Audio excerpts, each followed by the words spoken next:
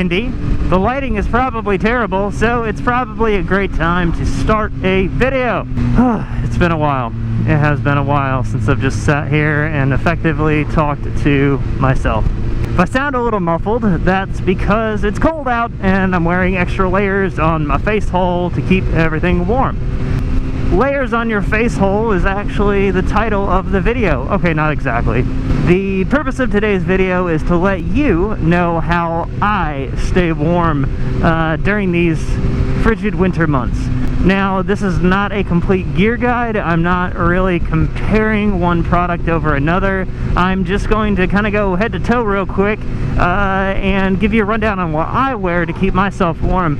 There's so many variables, you know, your location, the type of bike that you ride, your just personal temperature tolerance, you know, things like that all kind of come into play. I might touch on a few of those things now and again through this video, but this video is not trying to encompass or fully discuss any one area or every area. Full disclosure, there are some Amazon affiliate links down in the description.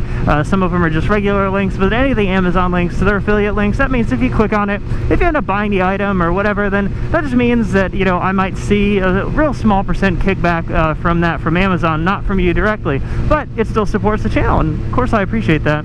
So I figured the easiest way to kind of run through everything without forgetting everything was just kind of go head to toe. You know, that's what made sense to me, man. That's really bumpy right here. Alright, so starting up top, get a quality helmet. I happen to wear one of the most popular motorcycle helmets I think that there is right now, and maybe for a long time, and that is the Shoei RF 1200. That truck was loud. Congratulations. Anyway, the RF 1200 is an excellent helmet. There's several things about it that are just great that I really enjoy, but with whatever helmet that you're going to get, making sure that it's a quality helmet so that like when you close the lid, it actually seals shut and you're not getting lots of air leaking in or around. When it's cold outside, you know, the cold air finds its way in through whatever is the weak point in your gear or whatever is that point on your body that's you know, a low temperature threshold for being irritated. So having cold air effectively blowing on your eyes, or, you know, if you don't have like a chin curtain like this helmet does, you know, air coming up, you know, that way, it can really, you know, wreak havoc on you when you're trying to enjoy your ride. So that would be my first suggestion. Again, I have the RF 1200. There's a lot of really great helmets out there, so just do your research on that and invest. Something else that will really help is getting a helmet that has the pin lock visor system. I won't go into that in detail, but it's, oh, this is crappy red. It's effectively like a double pane window, and it helps prevent fogging, which is just excellent. Just excellent. Oh, good. Stop traffic. My favorite. Next, moving, well, actually, you know what? Not moving down yet, still on the subject of the head. I got a balaclava, or balaclava, a baklava. I don't know what it's called. Whatever it is, that thing that covers your face and head and neck and stuff. Those things are awesome. Amazon happens to sell some really thin ones, but that still do, you know, a pretty good job, you know, to help keep some of the heat in, keep the wind blocked. That's great. Little neck scarves or neck gaiters, whatever you want to call them, are great too.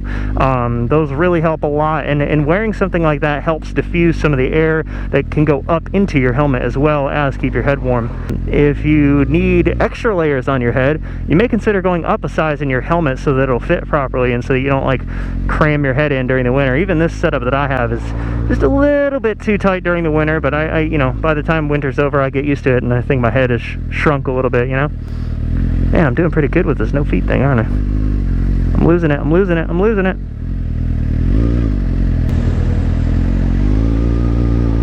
Uh-oh, it might happen. I can do it. Oh, I can do it. It's my turn. Stop, go. Yes, I made it. Woohoo! Alright, so, yes, where was I? Okay, helmet, important. Underneath the helmet, important.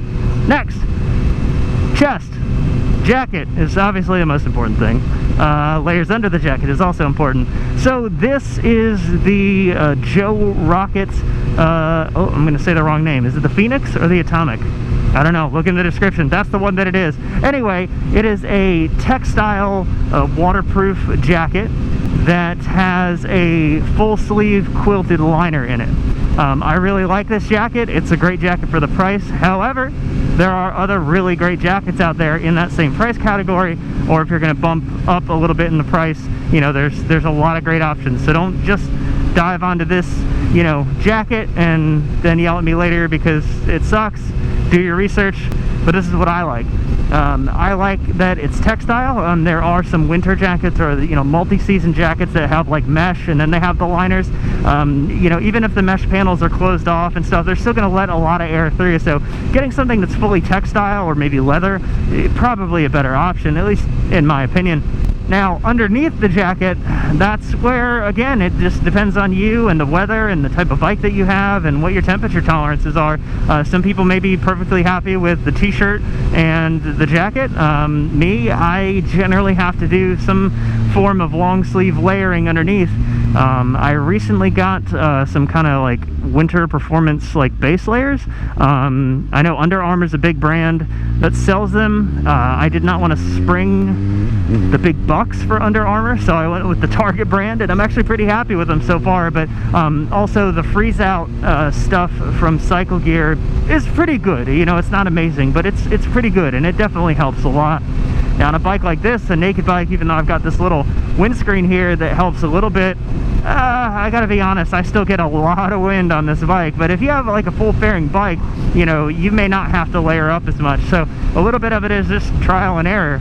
I'd say err on the side of too many layers, because it's a lot easier to take a few off but then to forget them at home and then freezing on your ride. I also change what I'm wearing depending on how long I'm going to be riding. On my little commute to work, I can tolerate a bit more, shiver just a little bit, you know, for the sake of not having to, you know, wear as many layers versus, you know, being on a multi-hour trip. That's going to kind of change things a little bit. Where are we so far? We got the helmet, we got the jacket, base layers for each.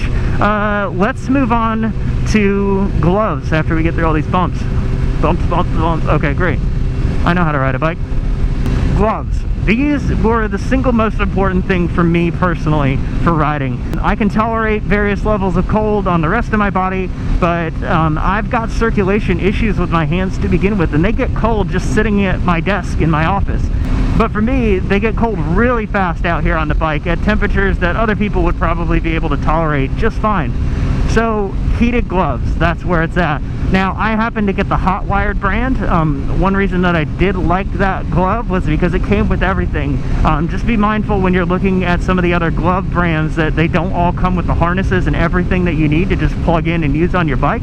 They do also make some that don't have wires. Like I've got wires running through my jacket that plug down into the bike to power the gloves, and that might be annoying for some people. I didn't want to have the gloves like that just have little battery packs in them and then have to remember to have a few more batteries to charge. So that was really my only reason for making that decision. But heated gloves make a world of difference. They're pretty warm as they are, and then they have 3 different temperature settings, and I think most of the gloves are going to have similar settings. They may not be exactly the same, but they're all going to be fairly similar. Now, if you've got heated grips and heated gloves, man, you're set. You're set for whatever. You know, your hands could, you know, survive skinny dipping in the Arctic Ocean as long as you got those gloves on, right? That's a weird analogy. I probably shouldn't use that in the video.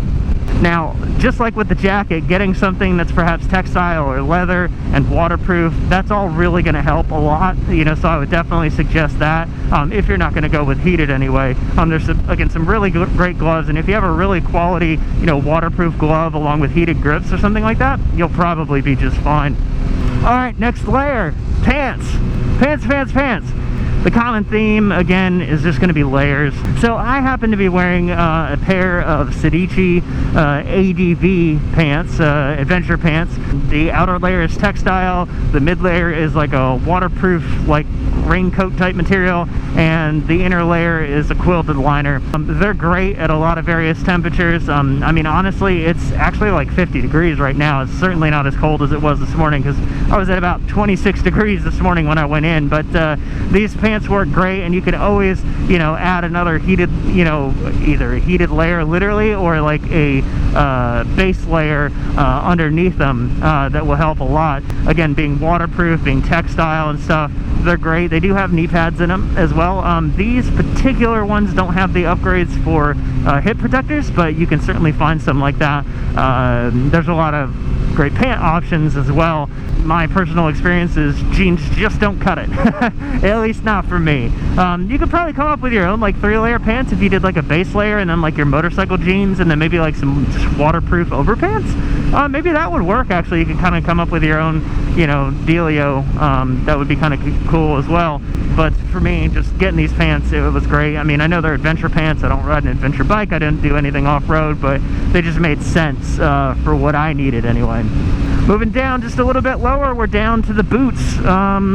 Again, waterproof. That's a big help. Now, these are just Cycle Gear built brand boots. They're nothing special. I think they were less than $100. I can't quite remember, but they weren't very expensive at all. I like them a lot. They're fairly warm, especially if I pair them up with Dickies wool socks. I love those. Those are great. Or there's other, you know, very warm like winter type socks that you can get. So I think that's pretty much it for my layers. I probably missed something. I'll realize it when I'm editing this video, but it is what it is. If there's anything that I forgot, maybe I'll flash it on the screen, but links for I think everything that I mentioned are going to be down in the description, as well as like either the exact one that I got, or if I couldn't find that, something very similar to what I got, just for you guys to use as a frame of reference. Now, with any of the layers that I mentioned, like base layers and stuff, they make heated everything. You can get heated glove liners, you can get heated gloves, you can get heated shirts, heated vests, heated pants, you know, heated insoles, heated socks. You know, you can get all sorts of stuff like that, and that's awesome. You know, if you plan on riding a lot in the winter, it's worth the investment, in my opinion. Now, I can't say for sure that I would buy every single piece of gear again, but the setup that I have now I'm pretty happy with, and I haven't needed to go out and buy something to replace it yet, and not until something wears out anyway. You know, I guess that'll do it, guys. I hope you enjoyed this video. I hope this helps. If you have any questions, just leave them for me down in the comment section below, and I will do my best to answer them. I hope you keep riding. Winter time doesn't mean put the bike away forever. You can keep riding. I'm talking to you, Demick. I am talking to you.